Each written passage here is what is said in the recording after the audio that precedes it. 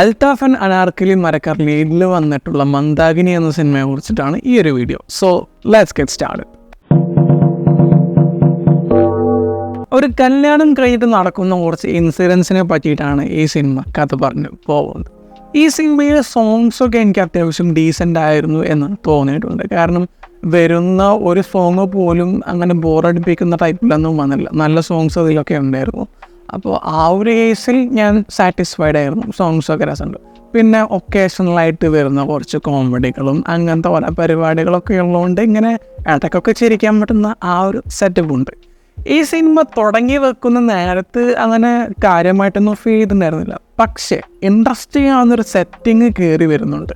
അപ്പോൾ അതൊക്കെ കണ്ടിട്ട് ഇങ്ങനെ ഒരു വൈബടിച്ച് പോകാൻ പറ്റുന്ന അങ്ങനത്തെ ഒരു ഫീൽ ഉണ്ടായിരുന്നു.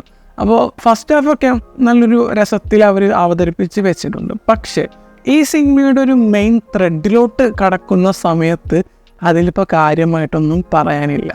അപ്പോൾ ആ ഒരു മൊമെൻറ്റം പിന്നെ സിനിമയിൽ വന്നിട്ടില്ല. ഇപ്പോൾ ഞാൻ ആദ്യം പറഞ്ഞ പോലെ ഇൻട്രസ്റ്റിംഗ് ആയിട്ട് നിർത്തിയെങ്കിലും പിന്നീട് കുറച്ച് കഴിഞ്ഞപ്പോൾ അത് കീപ്പ് ചെയ്യാൻ ഈ സിനിമയ്ക്ക് പറ്റിയിട്ടില്ല. എന്നിരുന്നാൽ പോലും ഇടയ്ക്കൊക്കെ ഇങ്ങനെ ചിരിക്കാൻ പറ്റുന്ന അങ്ങനത്തെ സംഭവങ്ങളൊക്കെ വെച്ചിട്ട് ഒരു തരത്തിലൊരു ബാലൻസിങ് പരിപാടിയാണ്.